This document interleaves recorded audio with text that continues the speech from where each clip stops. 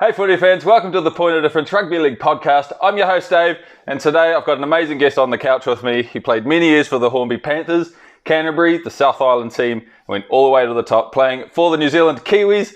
It's none other than Graeme Langlands. How you going, mate? Yeah, good, Dave. Very good. Oh, yeah, great. Thanks. You're great to have you here. It's going to be an epic episode, having a player on the show from a completely different generation of footy. A big generation difference. That's right. So before we go back to the beginning, what are you up to these days? I'm just cruising. Not long, 4 or 5 years ago, I retired at 75 and just really kicking around home now, looking after the grounds and going down and having a beer more regularly than what I used to do. But yeah, no, nothing really much in particular. That looking after grandkids and that. Lovely. Which is great. Yeah. Both wife and I enjoy that. That's good. It's very good. So what did you get up to in your career before your retirement in terms of work? I started an apprenticeship at 15 when I left school. I think we had to do about 10,000 hours doing an apprenticeship. And I done that, got through the apprenticeship. And then later on I started to sort of muck around and do a bit of building. But I was in the joinery for quite a few years. Yep. And I built 1 or 2 houses and my own house and things like that along the way. Yeah. But no, that's about it. And then I got involved with project management. Did a hell of a lot of work during the earthquake. Okay. For the insurance company. And then I went and the last few years, I was going to retire, but I got asked to come and help out with a building company. Fortune Goldsmith, who I knew the boss well. He was only a wee kid when I was playing league. He played league for Papanui. He was actually a schoolboy Kiwi. Right. And he wanted me to help him out. And so I went there and I was only going to do 6 months. And I finished up there for 5 years. And when I got to 75, I thought, bloody hell, I'm going to have to retire. So when I said to Craig, I'm going to have to pull the pin, mate. Yep. Life's too bloody short. Much as I enjoyed working here and that. So he sort of accepted it and went. But my 2 boys both work for the company. One's a project manager and one's a foreman carpenter, and they're a great bunch to work for and a great building company too. Yeah, very good. Nice. So you've been quite the busy chap. Yeah. About time you just chilled out. Chilled out of it now. I like the idea of a few beers every day. Good. Loving it. Okay, so let's go back to the beginning. All the way back, I want to know what it was like, firstly, being a child born in a post-war era. What was it like living in those times? Great. Yeah? Yeah, it was great. Well, especially living over in Westport in a small town, small community. So that's where you're born? Yeah, that's where I was born. Right. Yeah. No, it was great. When you see the kids now just sitting around inside playing on their laptops, computers. I've got a grandson now. I just left now. And as soon as he comes in the door, he brings it with him and he's straight up to the bench and straight into it straight away. Yep. But we'd get up in the morning as kids and we'd bugger off and Mum would just say, make sure you're home for tea. Yeah, pretty much my generation. Yep. And we'd go out slugging guns and Shanghais and shooting birds. Oh, brilliant. Now you look back and think, bloody hell, I shouldn't have been shooting fantails and that, But that's what kids and that did back then. And it was a great upbringing in Westport. I found it hard leaving as a 12-year-old. Mum and Dad packed up and moved over to Christchurch. Right. But like you, it's the best place to come to, I suppose. It absolutely is. I do not miss Hamilton, and I make no apologies for that. So when you were a young fella, you moved over to Christchurch and you played a bit of rugby union because it was your dream to be an All Black? Yeah. Well, I played rugby union in Westport as a kid, probably from about a 6-year-old, and I was, mad on the All Blacks and stuff like that. I'd never heard about rugby league. Really? No, not in Westport, and yet 240 k's up the road was Greymouth, who did have rugby league. Okay. But I'd never really, knew about it. And I was just nuts on the rugby.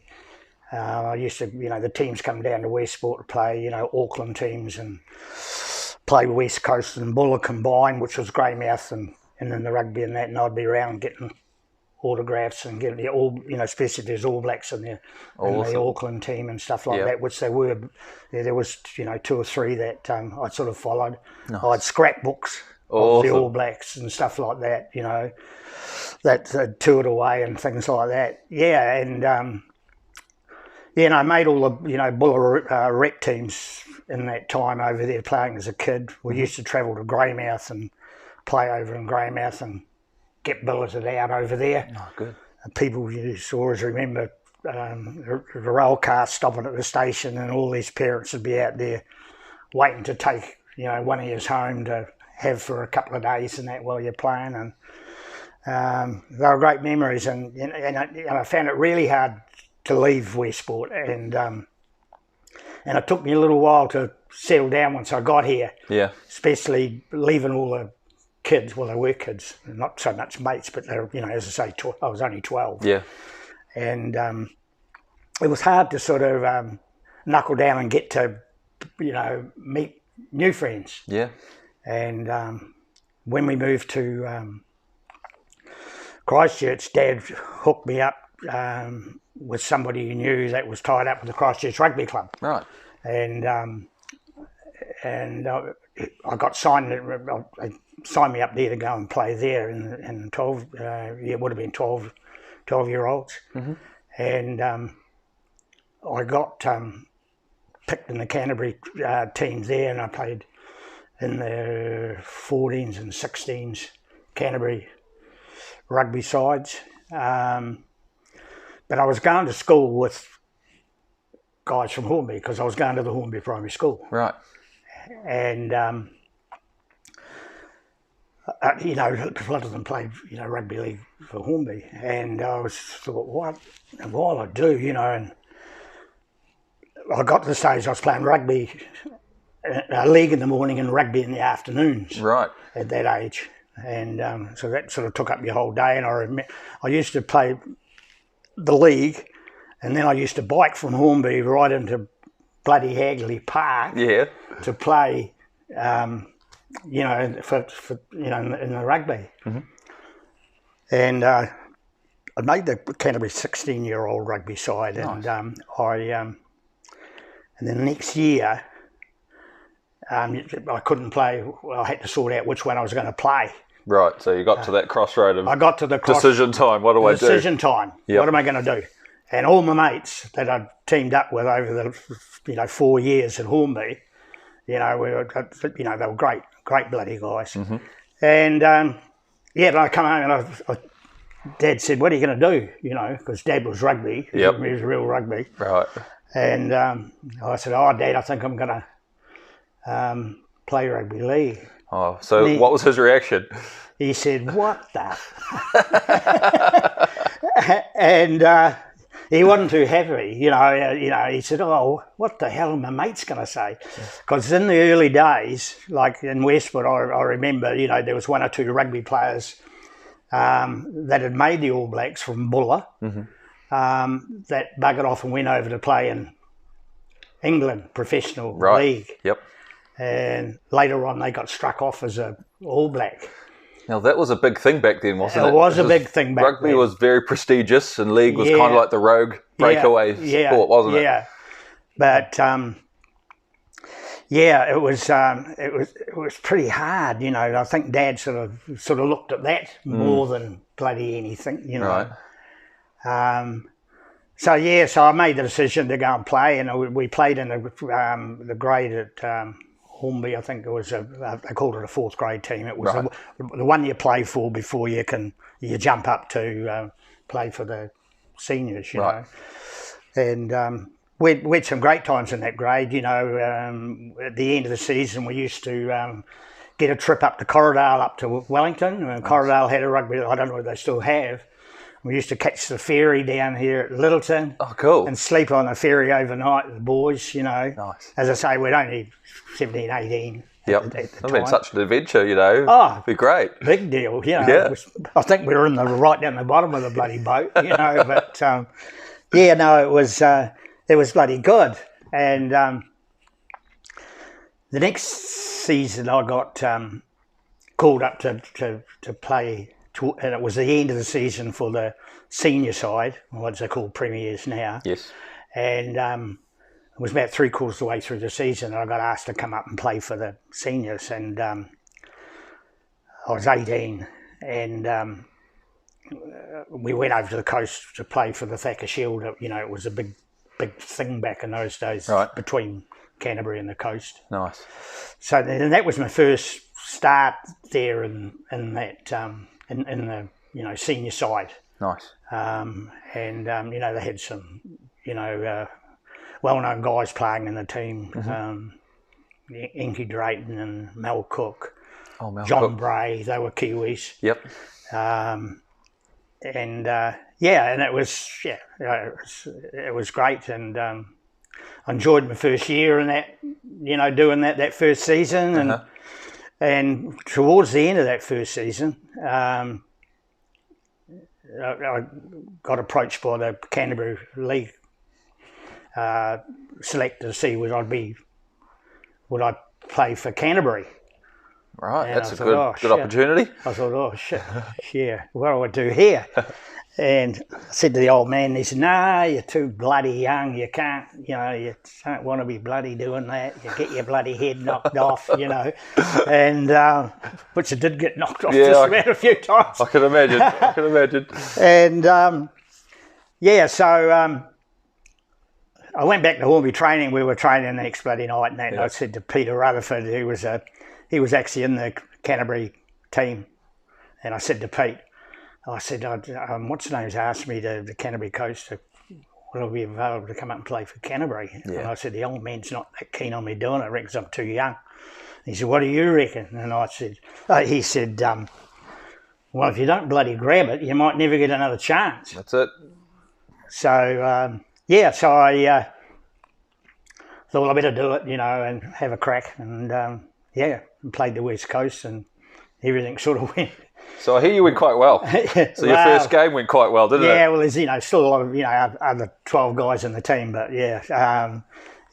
finished up getting bloody 5 tries. On debut. On debut. How good's that? Like, come on, that's pretty amazing. Yeah, it was like everything sort of happened. When I look back, everything sort of happened so bloody quick. Yeah. For me, you know. And we played them, and of course Canterbury held the Northern Union Cup, which that team that Mark Nixon and Witt and that played for when they won it, and we held the cup, and we went up to Auckland and played Auckland, and I managed to pick up a try there. We won. We didn't win. No, we drew 10-all. 10-all. Yeah, and so we kept the trophy. Okay, so you retain it with the draw? We retained the trophy, Yep. And then on the way, the next day, we played Waikato. So you wouldn't sort of see that happen much today. My old stomping ground. Yeah. So the cup was up for grabs when we played Waikato. Right. We finished up beating, I think it was 15-0, I think. It was just mud. It was unbelievable. Good old Waikato weather. It was just mud. Yeah, so that was sort of the third game, and then the fourth game, because you didn't play many rep teams. Then we played, went down to Otago and played Otago down there, and I picked up 6 tries there. 6 tries in one game. 6 tries. That has to be some kind of record. Well, that's crazy. Yeah, so you know, but it was just a freak start. But as I say, you know, there's other guys in the team that put you through these holes too. When you say you got 6 tries, were they any individual, like, length of the field efforts, or just on the end of good backline plays? Or? Yeah, it's pretty hard to bloody remember. Yeah, you know, long time ago. I can't remember one of them, but yeah. You got 6. That's amazing. But I mean, we had good players in the team, and you know, they make holes in that for you to try and see if you can get through them. Yeah, which is It's pretty incredible. Which is pretty incredible. You know, and Provincial League was obviously our top tier New Zealand Yeah, league. So yeah, you're playing strong, some good players. You know, because you were playing against Kiwis every week. That's right. You know, when you're playing Auckland, they were bloody near all Kiwis. Yeah. You know. Yeah. Oh, so And strong. some of the guys, you know, a bit daunting. You know, I was 19 and you're playing against guys that have played bloody 20 or bloody 30 tests. Wow. You know, yeah, a bit daunting for a young 18-year-old. Yeah. Yeah. So it happened pretty quick. Pretty amazing. Right, so you get to 1963 and you get called up to the South Island side. How did all that come about? And you guys played South Africa. Yeah, that was a bit of a buzz. No, that was a bloody surprise, really, you know. That was a bit scary. I bet.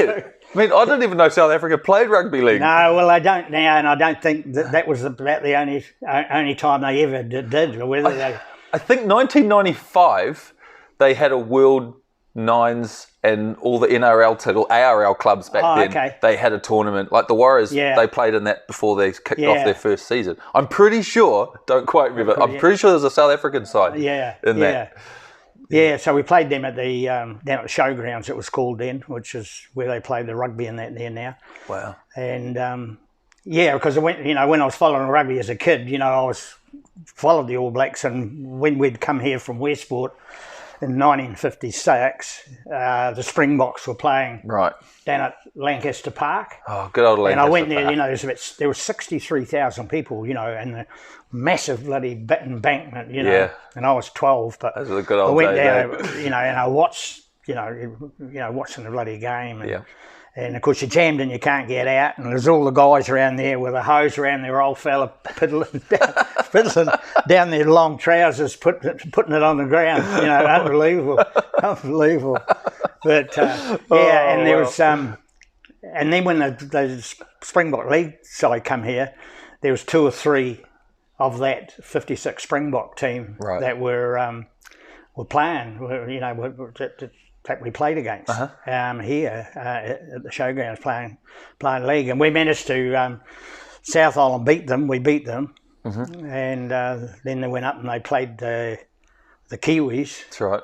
And they beat the bloody Kiwis 6-4. So they beat New Zealand, but you guys beat South Africa. I don't think that the Kiwis would have, been up with the bloody kicking game, because a lot of those Springboks and they kicked them, and I mean the grounds were mud, and in those days there was no tackle rule.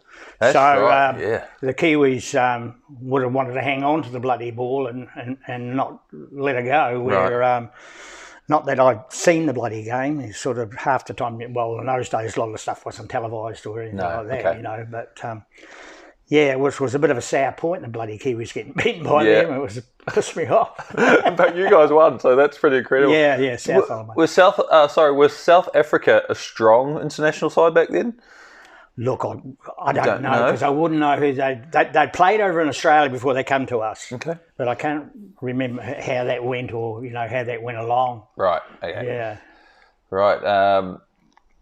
It's something that's real interesting. I find it so fascinating when you look back at sort of pre-professional days, like even like the 90s, when like provincial teams could beat touring national sides.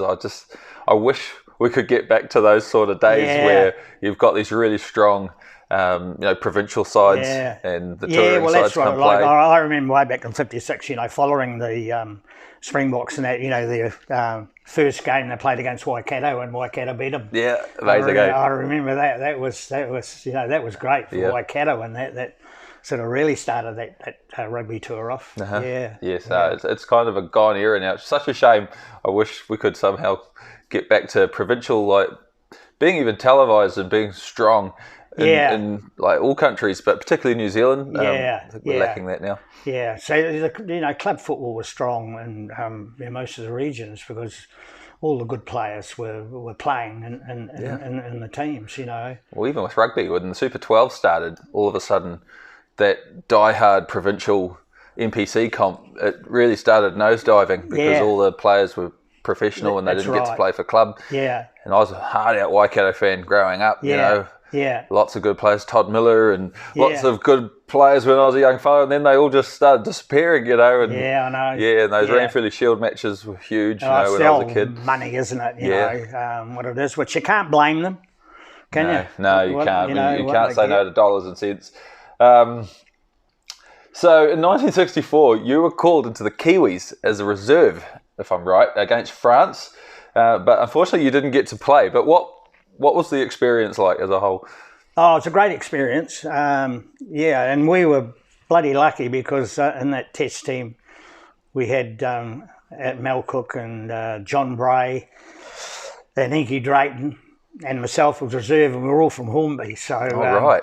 Yeah, so we were all from Hornby, so that was bloody great because, you know, the old Panthers. So, yeah, that's really cool. Yeah, and we had a training, I don't know, probably only had a camp for about 2 or 3 days at the most, probably might have only been 2 days. And we trained down at Linwood Park. You know, there was only one bloody shower in there and things like that. God. But, yeah, it was so different. But yeah, no, to put the jersey on was bloody great, you know, even though I sat in the stand, you know, but you're still not a Kiwi sitting in the stand. No. Did they do like jersey presentations or anything like they do now? Like make a big fuss about when you get presented with your first jersey? It's like, here you go, mate, where you go. No, nothing like that. No, it's just, I think, just hand it out in the bloody dressing room before you went out. That was about it. Yeah. Yeah, but you know, I didn't realise, but you know, I thought as soon as somebody get hurt that you'd be on, but it wasn't like that in those days at all. You know, like they had doctors there, and if a player got hurt, they had to be checked all over and certified that they were, you know, bonkers, or you know, they had to go off. Right. And of course, in the first half, there was nobody got hurt.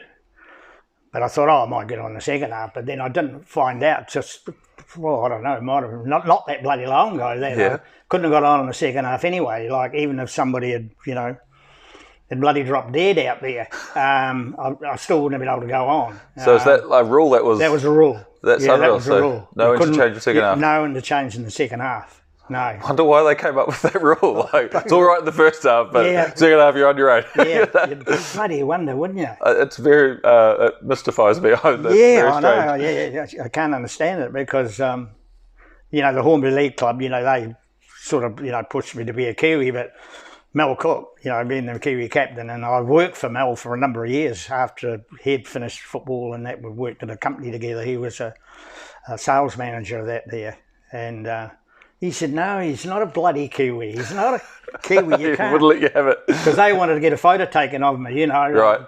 Put it up on the bloody wall. Yeah. And he said, no, you can't. But they must have talked him into it too. Because I actually got a jersey, I think it was his jersey I had on when I got the photo taken. Right. But, you know, it had to be Kiwi reserve. Right, for sure, I get it. But you still weren't a Kiwi. I wasn't a Kiwi in 1964, which is bloody different now when they run on for 5 minutes and you got a test match. That's it, yeah. last 8 minutes of the game. Yeah, and I know. You're in. I know. But yeah, no, you know, that was, you know, great playing. Awesome. Well, not playing, but, you know, being part of it. Yeah. I think just being around the likes of Mel Cook, you know, he was quite professional, you know, in his way, and a real tough bugger, you know. So you would say when he said something, you listened. You listened. So would you say he's one of the players that you looked up to, like one of the greater players you played with in your career? Yeah. No, he was. You know, he trained hard. He used to do a lot of running and stuff like that, and even working for, you know, he wasn't an easy boss. He was great to work for, but you knew where you stood. Okay. You wouldn't want to... don't cross him. You wouldn't want to cross him. No. So... He had those eyes, you look at you and bloody hell. Yeah. So with that interchange rule, do you like the way the game's evolved? Like over time, how we've now got limited... Obviously, we can interchange, but there's limited interchange. Like, so players are fit. You've got the 6 again rules now. Yeah. And the footy, you've got the 10-metre onside rule. Because you didn't really have the 10-metre onside rule back in the day. Like, no. So, no. Do you like the progression of the game? Oh, I do, yeah. It's opened up the whole game. There's no doubt about that. Yeah. It has opened it up. there's more ball being thrown around, Yeah. and as you see some of the games that we played in, the scores, like when played against Oz and that, we beat them 7-4. Yeah, a lot of low score today. And I mean, I've played in games. Well, when I was playing, when we were playing for Hornby, I didn't actually play in this game. It was a Thacker Shield game. Hornby won the grand final, and I'd broken my wrist. Ooh. And after the game, it was giving me bloody jip, and that was hurting out on the paddock too. But I went in to get it X-rayed, and I'd broken the bloody thing. So right. And you played on with it. I played to finish the game. Yeah, that's amazing. And we'd won that, and so we had to go and play for the Thacker Shield, and but I couldn't play, and talking about Mel Cook and that, because we all travel over in our own cars, and 2 or 3 or more in the car, and headed over to Graeme. And we're in the pub after we got there where we were staying, and that we're all in there having a few beers. Yep. And Mel come over and he said, "All you guys now, you head off to bed. Have your one on your way." And yep. And I stayed in. I was just talking to the manager and that there up at the bar, and I said, "Oh, get another one." Yeah, get another one. So I was sitting there, ordered a beer, and Mel come over and he said, "What the fuck are you doing?" I said, "What do you mean, Mel? I'm having another beer." I said, "I can't play. I'm going to, I can't play tomorrow. I've got my bloody arm in plaster." Yeah. He said, "You're the skipper of the side. You go to bed with the rest of them." You're supposed to do that. That's the sort of guy I was. Far out. And of course, I did. Yeah. Hope you sculled your beer first. Yeah. Oh, brilliant. So, 1965, you finally get to call yourself a Kiwi. Yeah. You got the call up to play against Australia for 2 tests. Yeah. So that was at Carlisle Park, is that right? Yeah, Carlisle Park. And you guys drew the series, so was it 1-1? 1-1, yeah. And you got to play in both of those. Yeah, got to play in both those tests there. Awesome. Yeah, no, that was awesome. With some of those guys that were playing for Australia, the Immortals, So we're talking Gasniers, your Langlands, your Arthur Simmonds. Ken Irvine? Ken Irvine. Wow. Yeah, no, it was great. It was great to get a win against them. It would be. A lot of guys have, played Test football and never managed to beat Australia. Yeah, very few and far between. Yeah. And I think the second Test was only about 13 or 11 or something like that. Yeah, so that was good. Yeah. You're talking some of the biggest names in Australian rugby league they ever. are. Yeah. Well, that Arthur Simmonds, he's on the bloody big trophy, isn't Arthur he? Simmonds trophy. Yeah. Was it Norm Proven's the other one? Norm Proven's the other one. Did you ever come up against any of them? I don't think I come up against Norm Proven, but I played against Simmonds because he played in the Test here. That's amazing. Yeah. Oh, man. He was standoff or first fight, I don't know what they called him, back then. Have you got any memories that stick out from that game or those 2 games? When you made the field, when you ran on, or Yeah, pretty exciting, sort of running on. Yeah, probably a bit nervous. I bet. Yeah, I was going to ask, how did you feel? You have to be nervous, surely.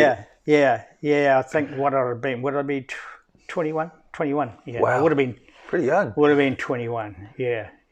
That's incredible. That's incredible. Kenny Irvine, I was doing a bit of research on him.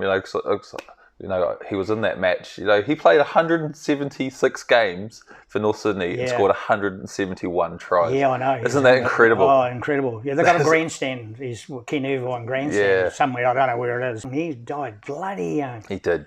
The most fascinating thing was North Sydney weren't even a good side when he played for them. They were pretty average. Yeah. And he was still ripping up. Yeah. That's unbelievable. Unbelievable. No wonder he's an immortal. So you mentioned you played wing for New Zealand. Yeah. But you're actually a centre at club level, is that right? Club and representative level. Yeah. So did you enjoy wing as much as you preferred centre? What's your favourite? No, I didn't enjoy wing one bit. So what's the major differences? I mean, they're very different positions, but what was it for you that makes them so different? I think you get more pill when you're within the centres. Like in my day, they played it inside and outside. Wherever what part of the paddock, one part you'd be playing inside centre, which is like second 5'8", and the other side of the paddock you'd be outside centre, so you got more of the ball. No, I played there. I mean, I would have played bloody hooker for New Zealand if they'd asked me. Absolutely. Of course, in those days you used to hook. Yep. You could compete for the ball. You had to put the ball in the middle of the scrum. Yeah. And I kind of miss that, where you could compete for the ball. Well, they're not doing it in rugby now, are they? Don't see the point in it anymore. Those days, the hooker wanted to get the tight heads. Yep. And it's the first thing I'd say to you. I know, guys are mates with when I've been away and stuff like that. It's a hooker, They want to know how many. The first thing I ask them, I get how many tight ends did I get? So that's part gone now. So you don't need to be a bloody hooker. It's more a dummy half now. Yeah, hooker's kind of a pointless title. That's right. Yeah.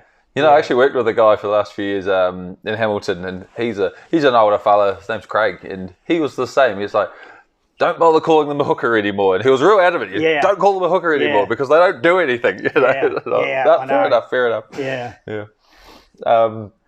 So then you got picked to play for the Kiwis, to go on tour in England and France. Yeah. Picking up another 2 test caps on a 31-game tour. Yeah. That's a long time away from home. How long were you gone for? It was 5 months. It was definitely 5 months. Yeah. That's a long time. And it was a long time. I had not a bad year, but financially I had a bad year because in January I got hooked up and to do the national service in the army. Okay. Struck the ballot. In those days I used to draw out so many numbers for each month. Okay. Must have a marble and draw it out, whether it's the first of the month down to the 30th or 31st. And I remember I was in the joiner shop and that, and I'd only not long. Would I have been out of my time? No, I wouldn't have been out of my time. I was still an apprentice. And the young lad went down the shop to get the morning tea, so they used to go down and get him and bring him back. Right. And he was going to call him to the post office to get the numbers. Right.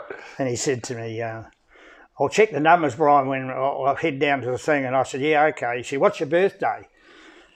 And they used to draw out about 2 or 3 numbers each month. Right. And I said, 22nd of October. So good month, same as me, mate. Yep, and he went down and he come back with the stuff like that. And he said, I've got the numbers. And he said, 22nd October's in there. And I went, I was bullshitting you. I said, it's the 24th. And he said, that's there too. Oh, my God. Oh, you're kidding. Oh, my God. You're like, I got you. Oh, I love it. Of course, Mum thought I was heading off to bloody war. Yeah. There was nothing on at the time, was it? Just something training just in case. Yeah. Because obviously you were born around the end of World War II. Yeah. So they were just preparing for the worst case scenario. And it was one of the best things. I didn't like it much when I was in there because the discipline was unbelievable. Can you tell us a bit about it? So I'm fascinated to know about it. What was it like? What did they do?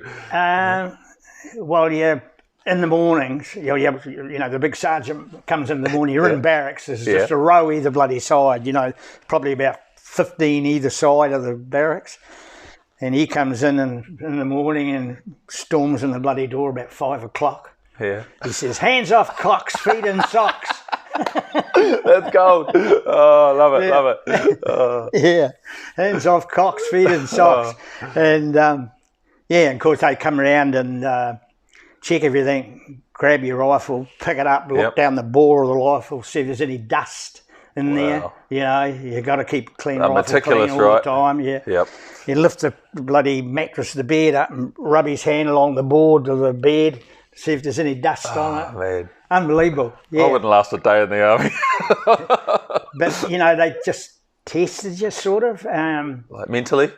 Yeah, mentally test you. Yeah. And when you got, I forget what they call it, fatigues, when you've done something bloody wrong, or if you did have dust down the barrel of your rifle, you have to work in the cookhouse, something like that. And they put you in there after you've done all your training for the day. And they had the big bloody pots. And he'd cooking up stuff like that, then he'd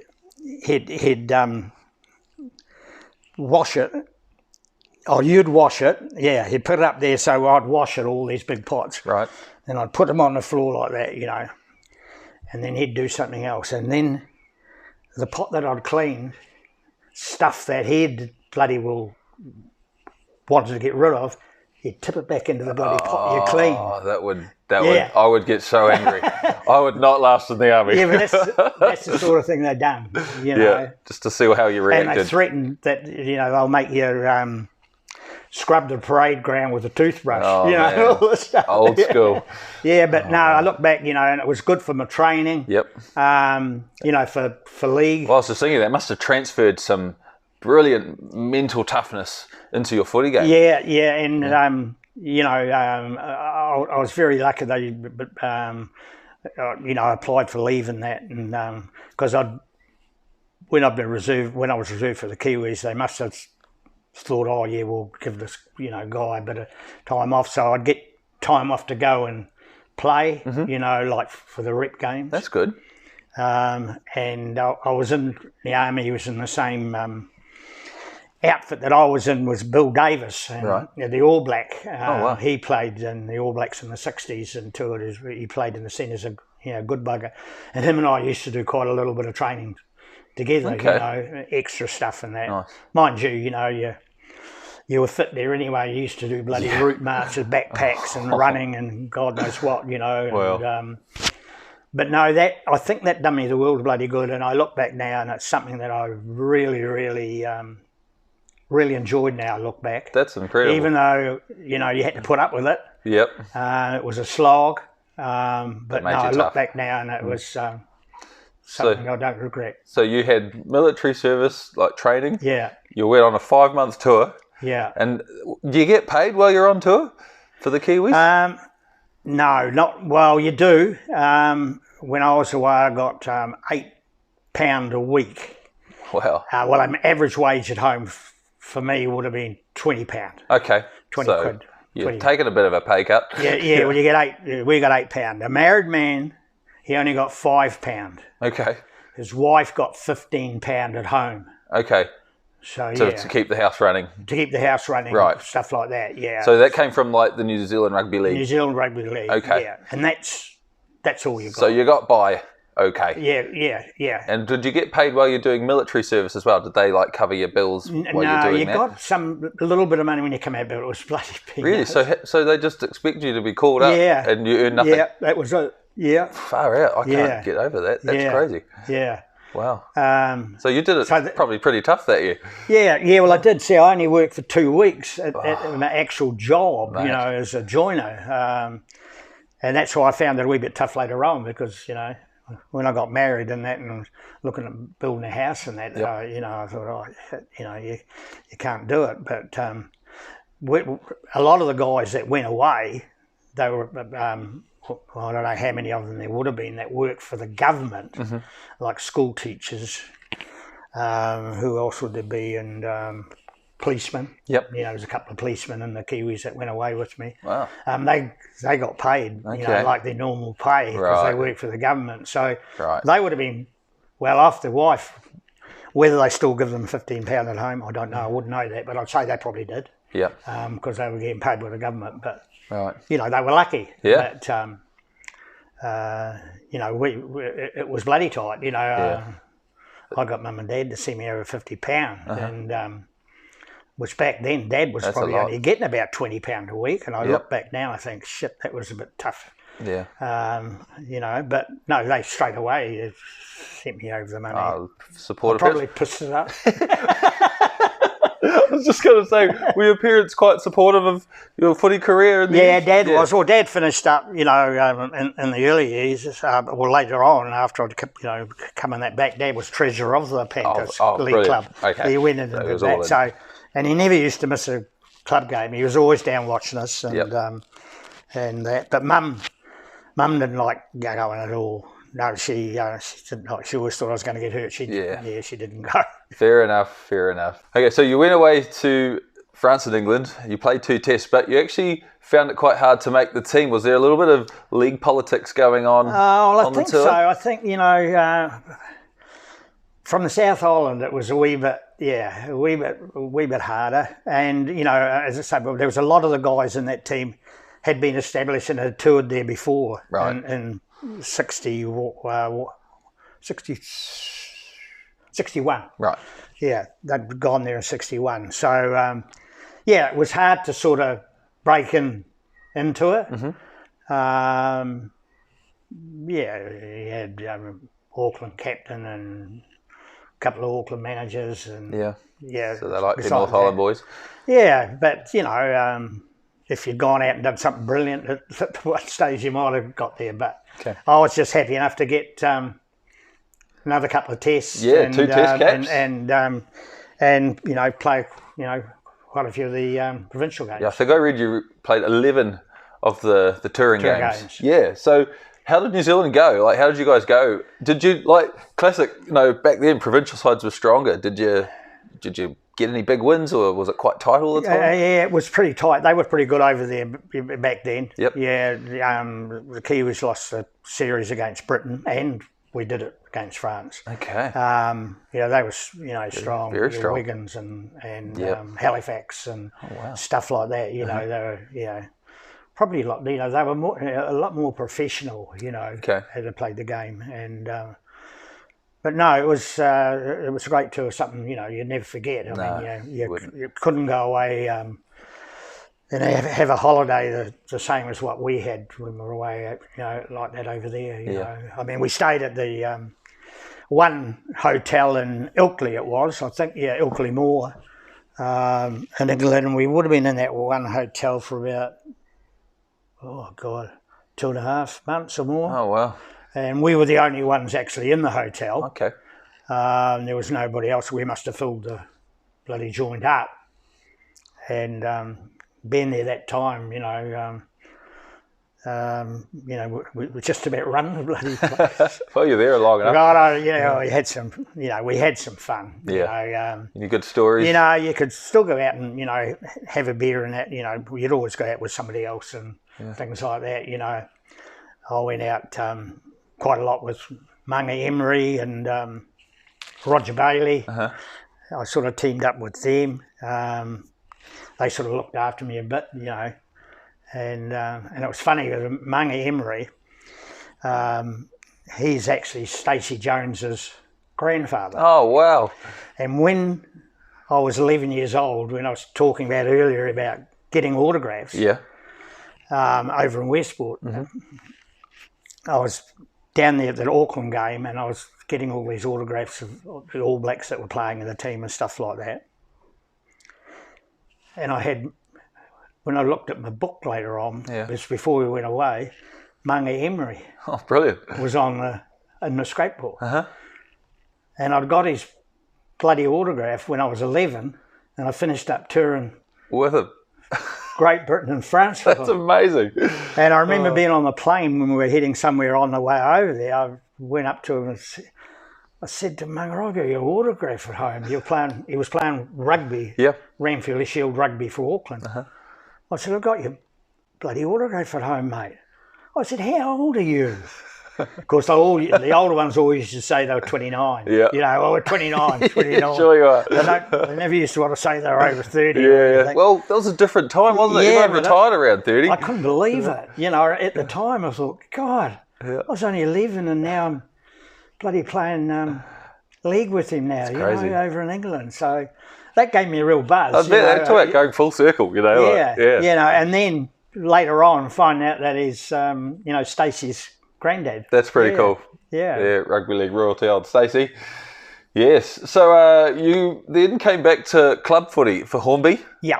And did you ever play for any other club or consider playing for any other club? No, I never really considered playing for another club. Was never in my mind.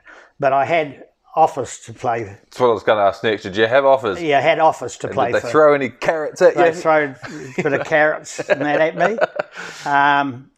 But no, I weighed it up. You know, I loved Hornby. There's no doubt about it. You know, there was no way I was going to go. Loyalty. A couple of clubs thought I was going to go, but No, deep down, no. Yeah, it was Hornby, you know, and you know, through the years and that, you know, we had great guys in the team. We had, you know, great social club members, and of course, in my day, you know, down at Leslie Park, we had gone down there, you know, the other day. That club room wasn't, you know, that wasn't there. That was not there. There was a old bloody club rooms that the old boys had made before my time, and it was made out of car cases. Right. You know, how when cars come in those boxes years ago, they used to, and they built this out of that, and when they'd had a bar in there and a changing room, and there's some photos. You'll probably get to see them later on. They're on the Jubilee books and stuff over the years. Right. And we had a outside shower, which it was just cold water.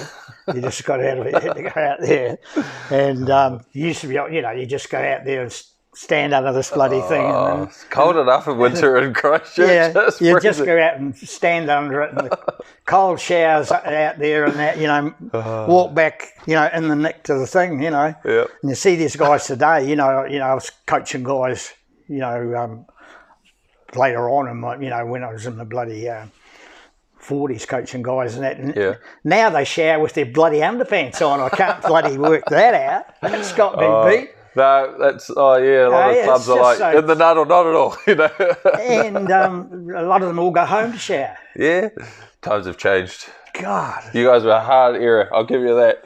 So, what was the training like back in that day with Hornby? Like, did you work all week, train after work, and then play on the weekends? Well, that kind of how it worked? Training. You know, like because you know Tuesdays and Thursdays was, you know, our normal trainings, and that was the same for Canterbury. So we used to, Mel Cooks used to pick me up because he lived just around the corner from me, and he'd pick me up and go to Canterbury training at 5 o'clock. Right. And after Canterbury training, we'd be back at the Hornby training, which started at 7 o'clock. Okay. So we used to do two training ones. And, you know, you wouldn't want to bloody miss it because Hornby was, you know, we were strong in the 60s. We won about 5, you know, competitions, you know, 5 of the competitions in a row in the 60s. Nice. That's probably why we had, you know, 3 or 4 in the Kiwis in 64. Yep. And, you know, we were really strong. But, you know, it was a bit of physical sort of training in it, but, you know, mainly positional play, and a hell of a lot of running. Lots of running. Lots of running. Not like the pre-season crazy stuff they do now. Oh, nothing like that. No. Like, I mean, now when you see them out in the paddock before they all head off and stuff like that, no, you know, even if you're playing for the Kiwis and that night and that, no, you only just you just got dressed and just walked out the changing room. Stay fit.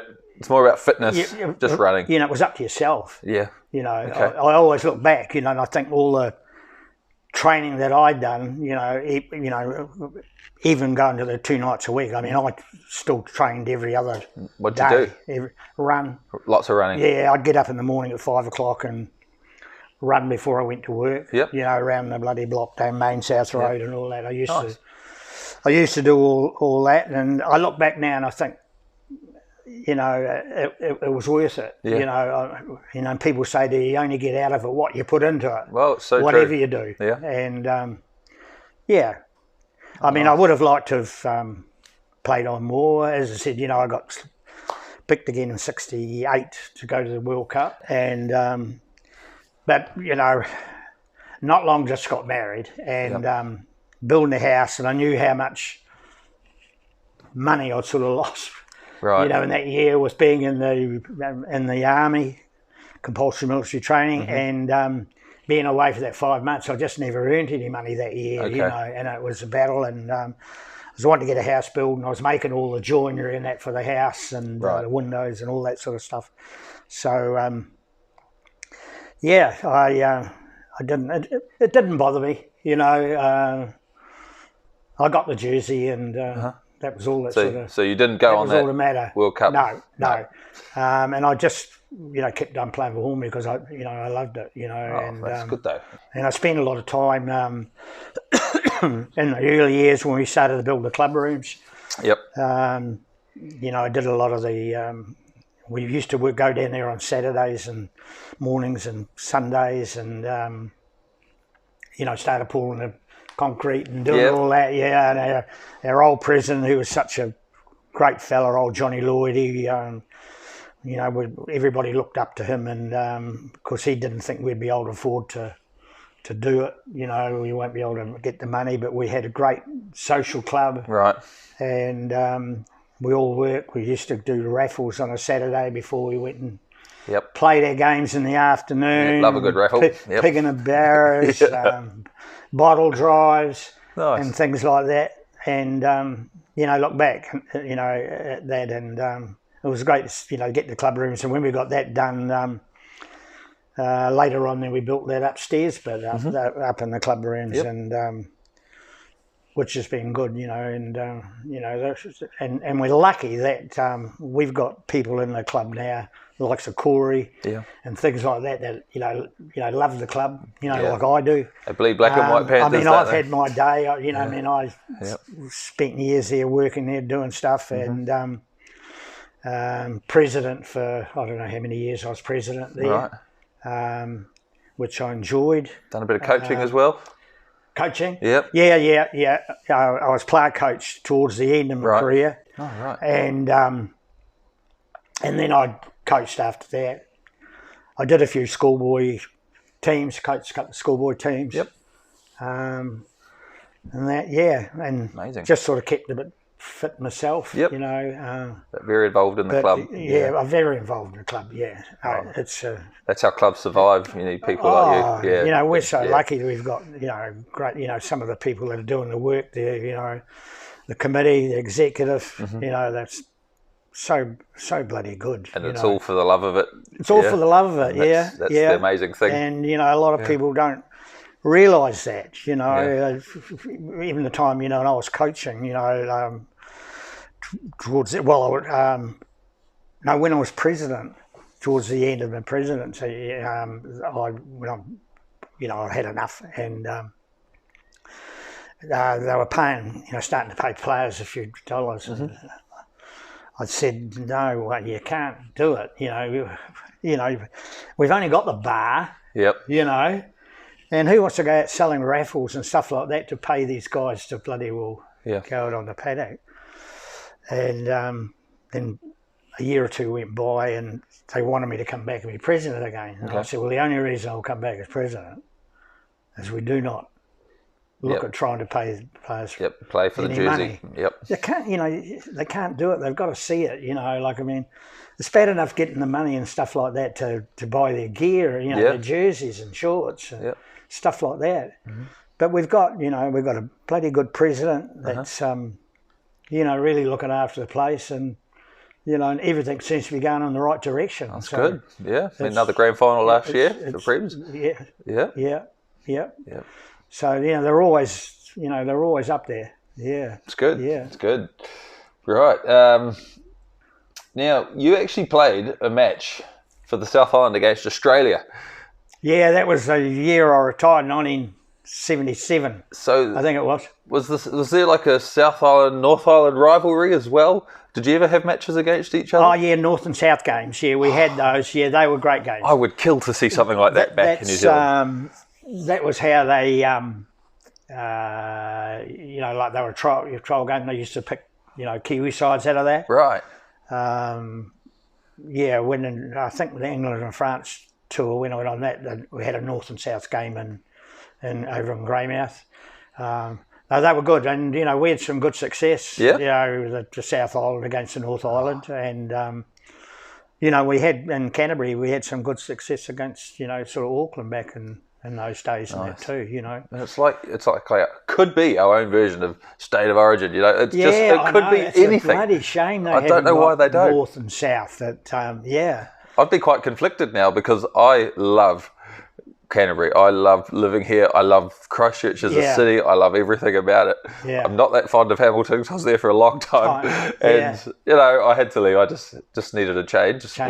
Yeah. But obviously that's where I'm from. So I'd be struggling on that one. But who would I go for, Yeah.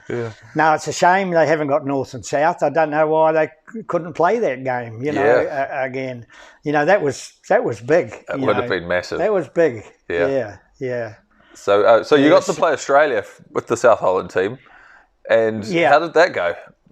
Yeah, got beaten, but I don't think it was by a hell of a lot. It didn't disgrace yourselves. Yeah. And as I say, I was making Steve Rogers. That's amazing. Wow, old Steve Rogers. He played for the Dragons and Sharks, didn't he?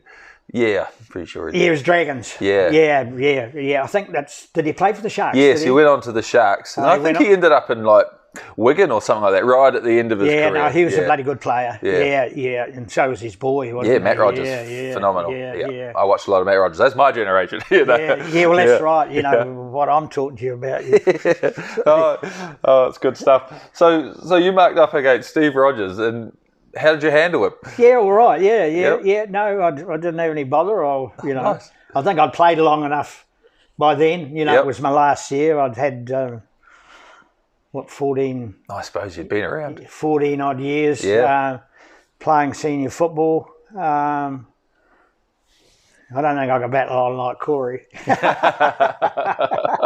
No, he's still going at 43. But if you keep yourself fit, it's pretty impressive. It's later on in life where, because I know myself, there's different things, You're still looking pretty fit for 80, mate. I've had a knee done, and I've had a new hip done. Yep. When I was 54, I think I had the right, and I had the hip done, and I was still out playing touch. Oh, what a legend! When you were playing in provincial or international, were there any good ugly brawls like back in those days that you were a part of? Some brawls, all right, mate. Yeah, what was it like? Yeah. I had a picture. I should have brought it and showed you. Yeah, when we were in France in one of the tests, it blew up. Of course, you couldn't have the replacement, Right. But back then, if anybody got hurt.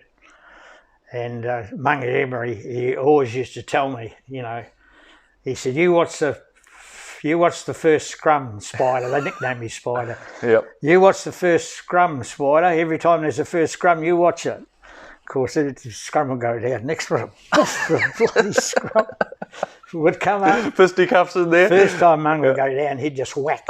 He'd whack the other guy straight in. Yeah. Face, give him a good one. And then, then a brawl broke out, and the guy come off, the Frenchman, the frog, he come off, and he was covered in bloody blood. And of course, they wiped him up and did him all up, and the officials on the sideline, they were pushing him to go back on, and he didn't want to go back on. That's awesome. They kept pushing him to go back on, and it was a decent brawl. And I said to Munga after, I said, why do you do that? And he said, well, if he doesn't hit me back, I know I've got him for the whole game. And so he didn't mind doing that. No. And do the refs punish you for that? No, you just let it go. No worries. Well, you never got punished for head highs or. Oh, those are the good old days. You never really. I look back and think of it, as I say, when I was playing against Auckland the other day, and Kenny McCracken, I was playing in the centres, and he come off the bloody wing. He was known for a great spot tackler, right? Hitting you as soon as you got the ball. Okay. And he come in and hit me up high, and he stuck my bloody teeth right through me bloody top. Ouch. Right through me top. Ouch. So she just had to, stick a bit of sticky over it and keep going. You'll be right, mate. Get out there. Yeah. Oh no, they were, when you look back now, they, but some of the refereeing and that wasn't great, especially in France. They, kicks that you kicked that went over, they were flagged away. Oh, that's ridiculous. Yeah. You couldn't do that now. Like, the game has changed so much. No. We've got HIAs, you've got everything. The rugby, they need to get rid of a lot of those TMO stuff and that, don't they? It's so fiddly, yeah. Referee should ref the game. Yeah, I was having... even though you don't agree with the referee at times, but there's fan perspective and there's player perspective. I was talking to Corey last time he was here, and I was like my views are, the one rule that I hate in the NRL now is when they award a try, but then they've blown the whistle, pointed to the spot, but then it still gets reviewed. I'd rather they just went straight upstairs to review it. And then do it. And rather than award the try, and then because you lose that moment of celebration as a fan. Yeah. But then Corey's counter to that is, as a player, you want to get the right result. Yeah. Which is totally fair enough and totally valid. But I guess very different sides of the fence. As a fan perspective, I can kind of wear the odd game loss thanks to a referee decision. But I did love, because I've been to so many games. You love that moment of when a try scored, you celebrate it when it's pointed to the spot. Yeah. Kind of losing that. That's right. That feeling for me. Yeah. So I totally understand both sides. So is that your thoughts as well? Yeah. Interesting. Definitely. Yeah. Even as a former player. Yeah. Nice. Okay. So you said your nickname was Spider. Tell us how you got the name Spider. Well, I don't really bloody know, but it come up at. I got it at over when I was touring England, so it might have been something that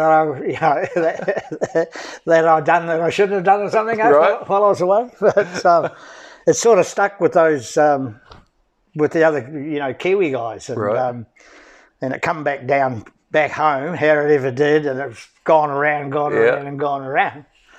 So. I got the number plate on, not the car, that's wife's car. My car, it's got Spider. Oh, brilliant. That's a great nickname. That's a great nickname.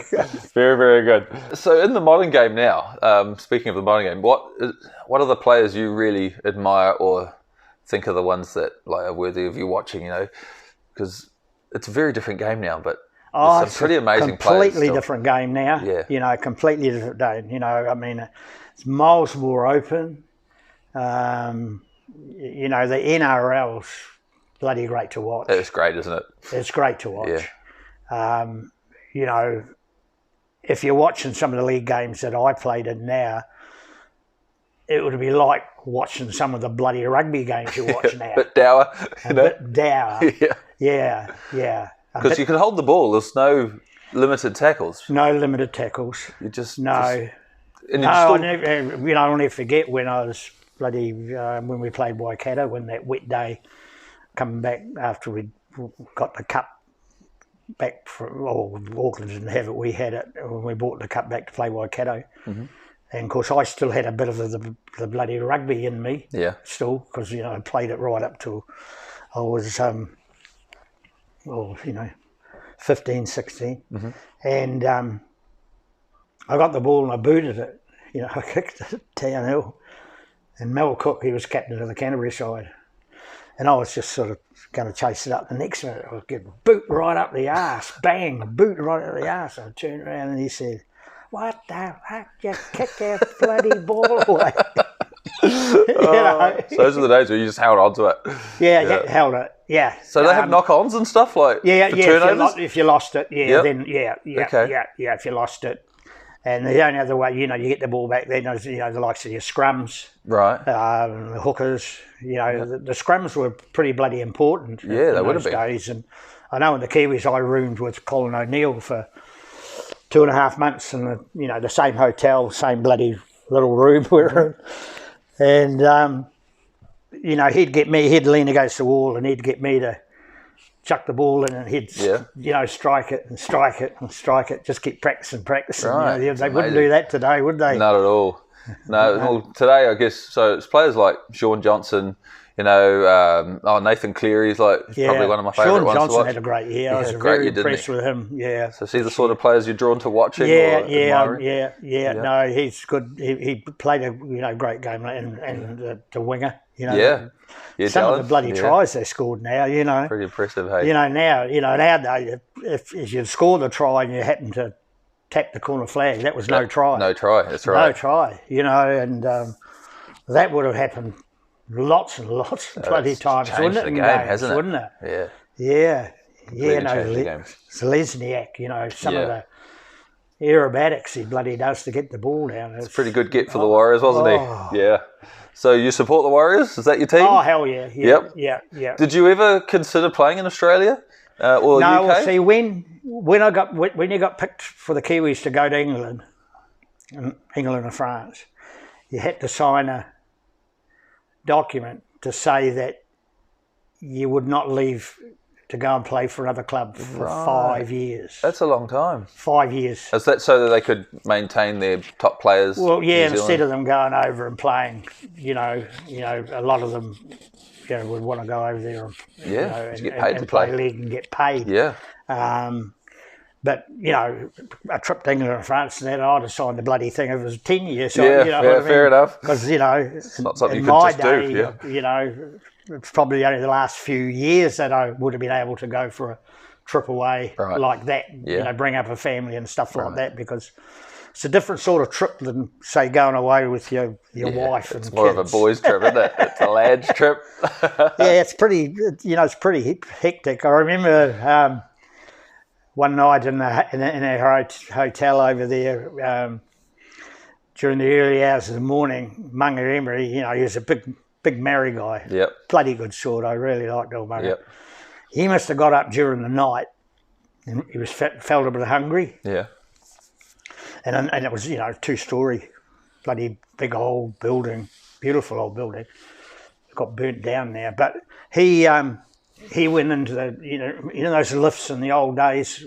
They called him a dumb waiter. Yes, yeah. Remember them? Yeah, absolutely. Yeah, well, he come off the floor and he hopped into the dumb waiter and lowered himself down into the kitchen. Yeah. In the early hours. Yeah, that's where they had the doors, the sliding up door. Yeah, to get a feed. Yep. And he was down getting the feed, and the guy that was the manager of this hotel, he must have heard noise down there. Of course, he went down there to find out where the noise was coming from. Of course, he opens the bloody door, and there's Munga giving him a big bloody fright. This guy, apparently, we found out, because this was just before not long we left, he had a mental breakdown over it. Oh, really? Because he got such a bloody fright. It would be a hell of a fright, though, Munga probably would have put the haka thing on him. He's a big boy. Oh, that's hilarious. But, you had a lot of laughs, and they were... you had a lot of time to yourself. Yep. They were very good, like when we were in England and France. Well, when we first went over, we stopped at Hong Kong. Nice. So we had a night in Hong Kong. Yep. Then we flew from Amsterdam to London. And after we'd finished playing, and when we were in France, they give us a couple of days. We went into Spain. Mm-hmm. Because we weren't playing at that, then we got 2 days off and went into Spain. And then on the way home, where the hell did we go? Oh God, I can't quite remember now, but it was Hong Kong. Yeah. And we stopped at Hong Kong and had it was good that way. We got a good look. Good look around. That's so cool. Yeah. And, experiences you but just a lot of the wouldn't have times had. around there we bust, to the games in between Hull, and all those sort of places we went, Wigan and whatever. And I remember the fog over there was bloody terrible at night, and the buses used to point their fog lights to the curb, and they used to follow the curbs. Yeah, wow. Yeah. Far out, yeah. The fog in the old Waikato is pretty bad, but not that bad. Yeah, the fog's pretty bad in the office. Yeah. All right, so I've got 3 fun questions to finish with. First one, my wife wants to know, is the West Coast the best coast, and do you miss it? I miss the West Coast. Yeah. I missed, but as I say, I was only a kid. Yep. But I, miss the people. I go back there a lot. My dad had come from England, and they moved to Westport way back in the early days. Yep. And they're great people, but I was there at a different era. Yeah. But it's lovely to go over the coast. It's different. There's no doubt about it. And, it's like a different time over there. Yeah, they live. Yeah. They live different. It's cruisier. Yeah. It's cruisier. It's a good thing. Greymouth, Hokitika. Yep. Is good.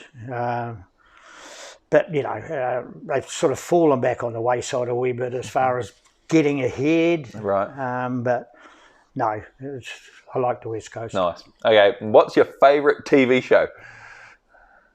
Coro. Yeah, Coro. Brilliant answer. My parents will love that. They love Coro. Last question. If you were on death row, what would your last meal be?